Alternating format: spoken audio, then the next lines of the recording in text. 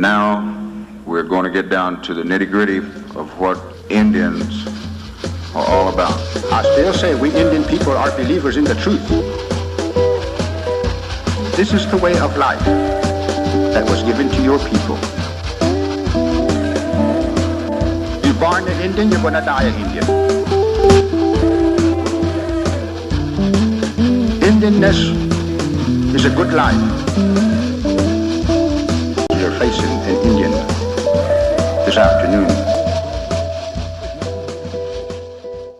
Good Saturday afternoon out there, everyone, and welcome. It's time for your number one source for Native American television news, Native News Today. I'm your host, Jason Salzman. I want to thank you for joining us here from the Muskogee Media Studios in the capital city of the Muskogee Creek Nation, Okmulgee, Oklahoma. Coming into your living rooms, I want to thank CW 1219 in Tulsa. Always a great home for Native News Today, and we certainly hope that you're settled in, comfortable, ready for a great show. You know, I went out to California this last week to the Native American Journalists Association annual conference. What a great, refreshing time that was with fellow journalists. Learn a little bit about the newest techniques the media are putting out there and the things that we can use to reach our tribal communities through social media, through networking, through web-based content, all kinds of things there to learn. And it was really good seeing old friends, Rebecca Lansbury, our former editor here at the Muskogee Nation News, now with the membership and communications coordination at NAJA. And she does a great job there. A great board that they have that does all kinds of things for Native journalists throughout the country, consulting and whatnot. And actually, our very own Christina Goodvoice, our manager here at Muskogee Media, newly elected to the Native American Journalists Association board for this year. So congratulations to her, as well as all the other folks nominated and elected to the board there. It's going to be a wonderful year. We've got some great people there. And as I said, some great things happening at the conference. A little bit that we'll show you later on, actually, from the conference. I actually did a highlight piece of my experience there at NAJA and some of the things going on, and some great interviews there, as well as, not a lot of people know this, but during NAJA week, they have the Native Voices Project. And this is students in high school, students in college that want a career in media, and specifically tribal media. Throughout the week, they go into whatever area we're at, and this time being Santa Clara, California, the Bay Area, San Jose, San Francisco. A lot of things going on there, a lot of news happening in the Bay Area, ironically enough, having to do with Native American news happening. So we had a story there from a big-time, high-profile Native athlete that just got home from Brazil in a little thing they called the World Cup. So they got to talk with him, and we'll get that a little bit later on, talk about it a little bit later on. But also, you know, the San Francisco Giants right now have a cultural sensitivity issue that they have coming up. Not really an issue with the fans, but something that they want to get out ahead of. This is a franchise saying, we've seen what kind of emotions this bring up in the Native community.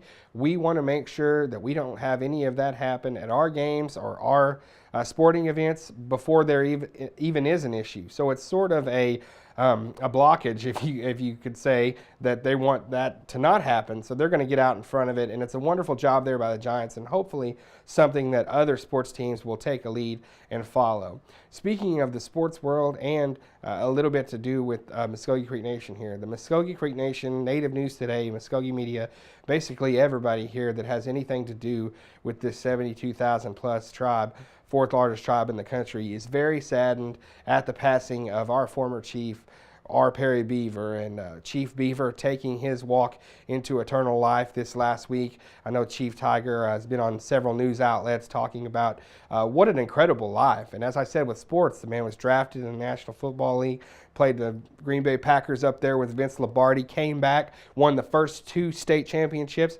You know, up here at Jinx, everybody thinks about Jinx football. That started somewhere, and it was with the leadership of R. Perry Beaver. An incredible life. As I was a kid and started to get a little bit older and realized things and knew about my tribe, he was the first guy I knew as chief. And so he meant a lot to me, and that was the first chief I ever knew, you know, and was thinking about, I was thinking about that today before we did the show, you know, when I thought about the Muskogee Creek Nation as a kid, he was a figurehead because he was that strong leader. So we're going to miss Chief Beaver. I know everybody here sends out condolences to the Beaver family and all of the Muskogee Creek Nation on this incredible loss. And we honor the man as we take our first break here today. We honor the life, the legacy, the service of R. Perry Beaver.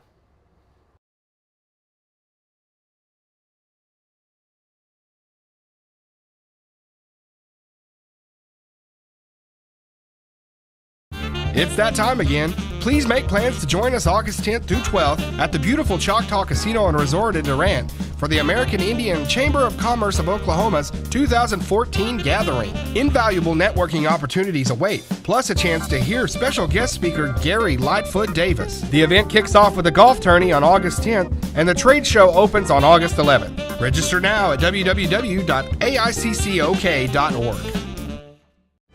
Pumpunakadat nak aza gidomen ajai jahaniat omen ibuhwakidos. Daniel in Ogitskish, Bonshongi Benoat, Bomio, Boshomizatlish. Momesh, Harishongigo Imongin, Hobidagi, Ani Omaga, Bomahahoye Imongin Oma, Bonshomegigosh. For more information about Muskogee language preservation, please call us at 918-732-7724. Looking for your next 18-hole adventure? Then take a look at Fountainhead Creek Golf Club. Nestled in the beautiful confines of Lake Eufaula State Park, large sloping greens and well-placed bunkers characterize the Muskogee Creek Nation's Floyd Farley designed course and offers a fine test of skill for any golfer. Stay up on all the latest gear and equipment with a visit to our pro shop. Have lunch at the Turn at the Clubhouse Grill. We're waiting to accommodate you at Fountainhead Creek. So give us a call at 918-689-3209 or visit fountainheadgolf.com to book your next round. Fountainhead Creek Golf Club, close to home, far from ordinary. Welcome back to Native News Today. I'm your host, Jason Salzman, now joined in studio by a good friend of this program and a good friend of Muskogee culture, and that would be because he is the coordinator now getting everything together for the Chukotauxie-Sajalgie Bow Making Society, Bow Shooters Society, all those cornstalk shoots you see out there along 75. Mr. John Brown, thanks for being with us today, John. Thank you. Thanks for having me. I know that you are very excited about this new stead of coordinating these bow shoots, and it's something that you're really taking a lot of pride in. You bet. You bet. I was really happy to take over from Mike. He asked me to, a few years back, but finally gave him a commitment and did, and we're really having a good time with it. Yeah, Mike recently battling some sickness and Yes. great friend of this program. You know, if you've watched Native News Today for years, he's been with us, and we've went along with him on this journey. But I know that the passion that he has is something. I know it's very serious to him, and so with him asking you and you, wanting you to take over this for him, I know that you're taking it very seriously, but also it's a lot of fun for you. It is. It really is. It was a big honor to take over, and we have a real good group. We're growing seems like every month. So, but we have a real good time. And for you, you know, just you and I talking, you're a big hunter, big fisherman all your life, and I understand this is something that connects you with your family too. It does, it does. My grandpa was a bow maker. Never had the chance to let him show me how. He was too old, I was too young, type of deal. Kind of like Mike, he had a vision, he didn't want the bow making to go away, and so it was a chance for me to get back into that. A lot of people are really excited about it. Other tribes, the Cherokees, have a great group such as this, and a lot of people come in and shoot. And I know here recently we had probably you all's biggest event throughout the year, the Muskogee Creek Festival. John, talk a little bit about just having so many people together, and you know, it being a little bit different than your normal meetings, but that's a great event to not only share the culture, but to see everybody taking part from all over the country. It is, it is. This is one of the largest groups we've ever had for the festival. We had the Chickasaws, the Cherokees come down. We had a guy from Illinois came down.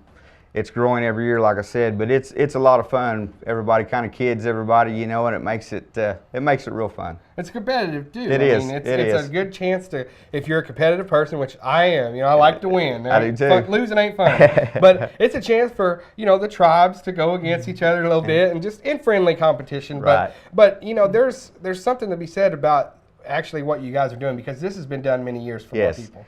Yes, we still make our bows handmade. Everything that we make is the way that they always done. We use our bear grease on them, you know, but we try to stay with the traditional ways. With It's the a lot of bow, fun. with the bow dark too, very Yes. sacred dark people. Yes, Yeah. yes, it really is. Yeah, great wood for that, and they make these beautiful bows. A lot of people, you know, guys like John, you know, he looks at them and says, "I'll go shoot a deer with that." Some people look at them as a piece of art. Yeah. So there's so many different things the ways that you can look at these things. Yeah, a lot of people hang them on the wall. Just have them just hang on the wall, but I make mine to compete with. There you go. Yeah. he wants to make sure just go through as many corn stalks as Right. possible. With You bet.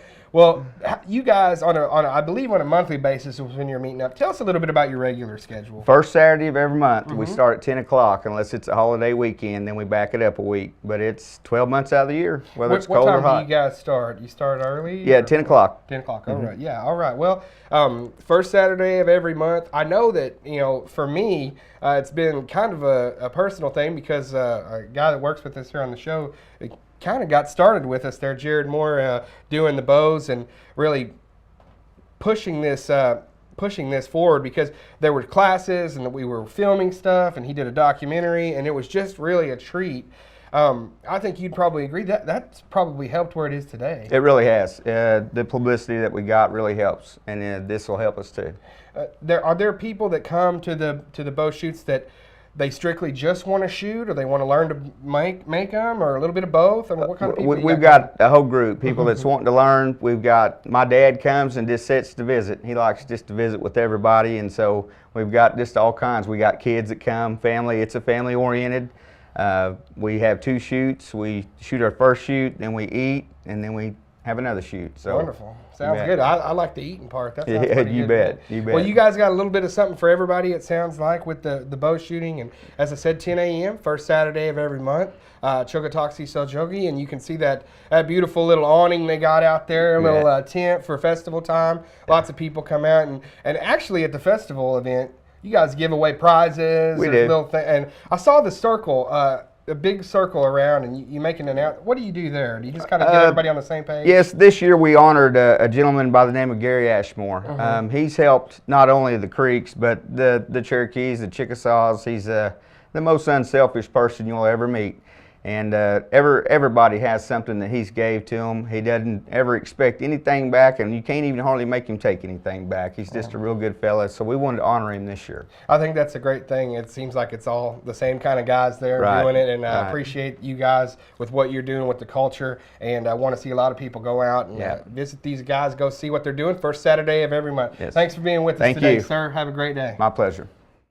For 3 years, kids have been asking their parents, what is that hill on the river going to be? What answer did you give? Did you tell them that someday that half-finished structure will be one of America's most important attractions, bringing visitors from around the country and the world to Oklahoma?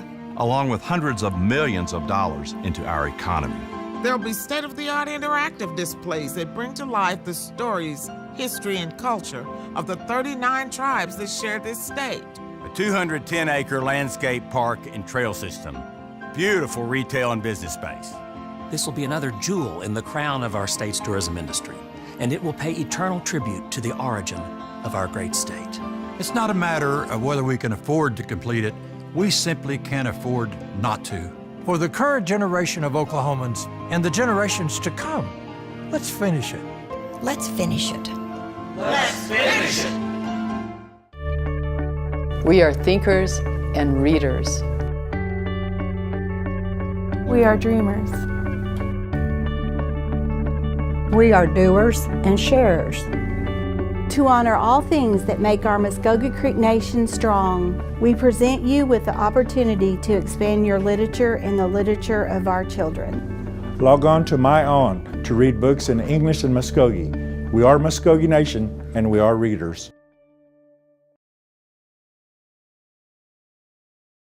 We believe if you teach a man to fish, you can feed him for a lifetime. We believe that transitioning convicted citizens back into our communities enhances public safety. We believe that every citizen, even ex-prisoners, are important and are capable of change. We believe in reclaiming our citizens and investing them back into a culture that embraces healing and restoration. We believe in reintegration.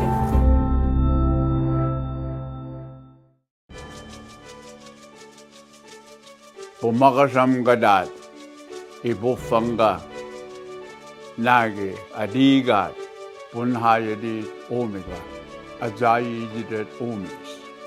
Diosnok. That's true.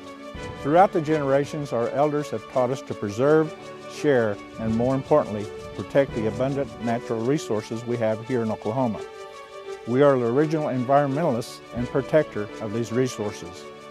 The Muskogee Creek Nation believes tribal and state governments must work together to ensure future generations will have clean air and clean water as the ultimate legacy. What is good for Oklahoma tribal nations is good for all Oklahomans. Remember, tribes are truly the original Oklahomans.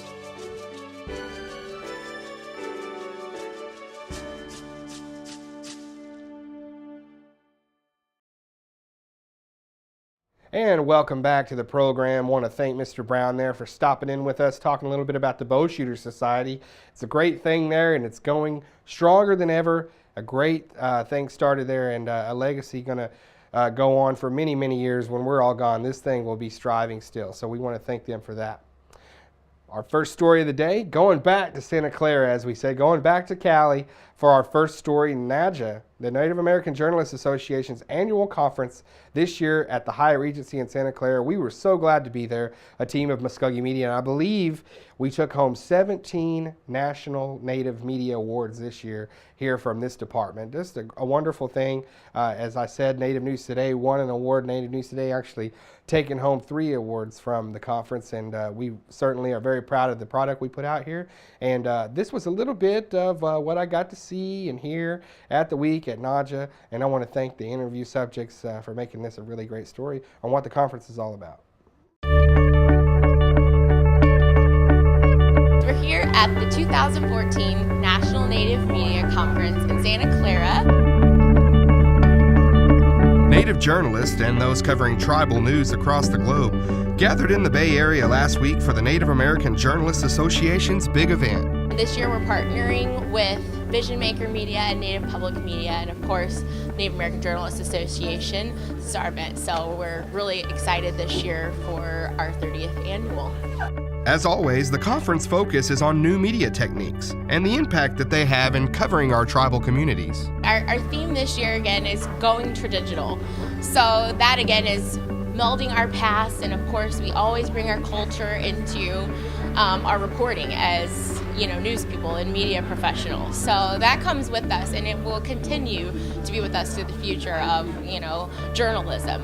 And the way that we're reporting, that's what's changing. And so that theme is really what the conference was built around this year, was our traditional print journalism coming into the new era of social media and how that's changing the way that we report on things. And as you mentioned, some of those items that have, or news items that have been around for so long, such as the mascot issue, are really seeing some new traction with social media. Because I mean, as you know, it's been around for 20 years. We've been fighting, and especially NAJA as an organization has been in the fight against Native mascots, for instance. So they really, especially the younger generation that uses social media, their big Twitter users, the big Facebook users, have really rallied around this cause, and we've gotten more press around it now more than ever because of social media, I would say. So we're recognizing that and kind of adjusting our strategies as media professionals. We really value this experience. Every year we all try to make it to the NAJA conference. This is a time when we can stay up to date on all of the latest trends in Indian country and Native media in Indian country. We get training in all facets of journalism, and we really appreciate all of that NAJA does. A big topic this year was Native Free Press and tribal media's vital role in maintaining transparent government. We are big advocates for free press in Indian country, and for me personally, this has been a chance to really work toward strengthening that Naja Legal Helpline, also strengthening the free press initiatives in Indian country for the free flow of news and information. Most of Indian country does not have a free press with their tribal nations, so this has been a huge opportunity for us to research that with all the different tribes, to get all of our own experiences out there, because we do have a free press at the Osage Nation. So, and also the tireless work from all of the board members, getting this conference ready, trying to increase the membership, trying to reach out to all the Native journalists in the country to let them know that we are here for them. We are an outlet for support, and also we help other tribal nations by letting them know where there are freelancers, where there is help and support in other parts of the country that are by them. So it's been a really great opportunity, and Naja works really hard for Indian country. This is our big event of the year. We do have some other smaller gatherings that are more regional in scope throughout the year, but this really brings together not even just journalists from the United States. We have representatives here from Canada, all the way from Australia. So people come from all over the world to attend this and to, interact and be part of this great experience that, again, one of the highlights I would say is for our tribal media members, and that again is a big key audience for Naja is our tribal media members working for their tribal newspapers. But again, our members are composed of tribal media. We have people working in national media outlets, and all of those are recognized here at the conference, and there's something for everyone, really. And there's the Naja Conference in a bit of a nutshell. And as I told you a little bit earlier, one of the great things about the Naja Conference is the Native Voices program that they have. These high school students, college students coming together throughout the week, doing stories on local news, local Native American news, things that they just see from the conference. They put it together at the end of the week. Everybody can see all their hard work. And this is sort of a look at how they put together Native Voices and a look at the program itself. It's a really neat deal as part of Naja. This week's been really busy and hectic, and a lot of work, and I'm running on 4 hours of sleep right now, but it's been awesome. The students have been great. I really like working with them. There's a lot of hats you got to wear to get this thing going. Sometimes it's a nightmare, sometimes I'm not sure if I could pull it off, but so far we managed to do just fine. It's been good. I've had a lot of fun here this week. Challenges would probably be just how fast the deadlines come up. It's a bit harder for me to write that at that pace, so that's different for me. It's kind of been challenging this week, but I feel like I'm getting better at it. So that's definitely been a really huge benefit of the program. Something that drove me to keep working here was the exciting stories. Getting a phone call back was really exciting. Emails were great because that meant you had more information, another source to help you out on your story. The toughest thing is trying to contact someone, making sure your information is accurate, properly quoting someone, getting your information straight. The week's been great.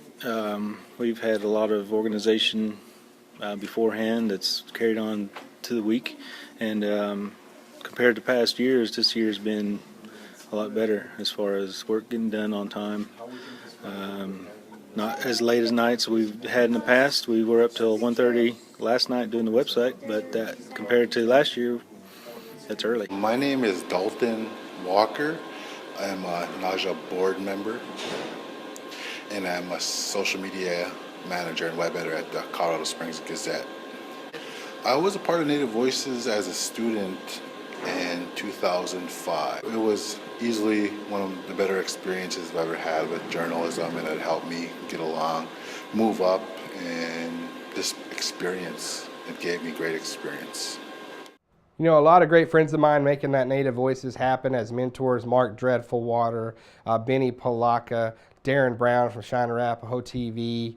You talk about Eugene Tapahi. There's a lot of people doing a great job mentoring those Native Voices student projects, and this is one of the great stories that they put out. Definitely wanted to show their work. Aaron Tapahi producing on this.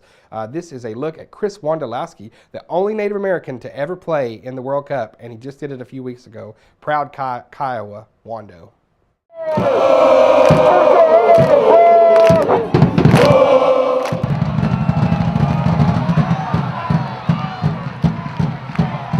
Chris Wondolowski is well known as a forward for the San Jose Earthquakes.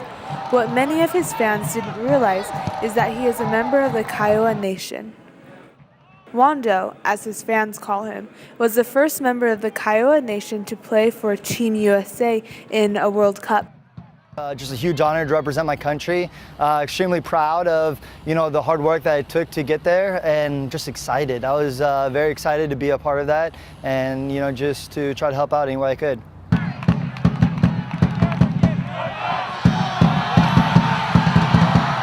Wando played his first game since the World Cup, Friday, July 11th at home in San Jose against DC United, scoring 1 goal in the 2-1 loss. Off the field, Wando works with Nike's N7 campaign to get kids, especially Native kids, up and moving. I work with different organizations, N7, a chapter of Nike that really helps get the youth moving, and I think that's been a big part. Is trying to beat obesity and certain diabetes and all these certain diseases that have really struck the Native American culture. I always think of myself as just a normal guy, a kid next door, and it's pretty weird doing interviews and people come up, ask for pictures or autograph. I wonder what the big deal is, but I know that it is it is a huge deal to play in the World Cup and to have this opportunity to do this, and so I really do embrace it and love being accessible to the fans because I grew up a fan. This is Aaron Tapahi reporting for Native Voice. And that's going to wrap up another episode of Native News Today. We certainly hope that you all enjoyed taking a look back at this year's NAJA conference in Santa Clara, California. All the great things happening, all the new media coming out of Indian country. Always good to see that. And the next wave, the next era of Native journalists, I guess you could say, the high school, college kids taking part in the Native Voices project there at NAJA, putting out some great material. We want to thank them. Mark Dreadfulwater, all the great people there as mentors that allowed us access to be able to show those videos to you today on Native News Today. And, what can I say about the passing of R. Perry Beaver, former principal chief of the Muskogee Creek Nation? So many people in different circles of life know him. He's got the Morris bunch that knows him. He's got the Jinx bunch that knows him. Everybody from his national football playing days and the coaching days, and then, of course, as a public servant for this tribe. An incredible life, one that somebody may write a book on. I just think that he's a very eclectic character, did many, many things in his life, and to come from a small place like Morris, Oklahoma as a Muskogee Creek man, to do all those things, very inspiring for our youth, and we won't soon forget him. Always keep his legacy alive with this tribe. I want to thank you all for catching us here on CW19. If you can't, always watch us on YouTube. You can check us out on Facebook, Twitter, at Native News Guys. Look us up, see what we're doing through the week putting this show together. For Jared Moore, Tyler Roberts, all of us here that put it together, we want to thank you for joining us. We'll see you next week.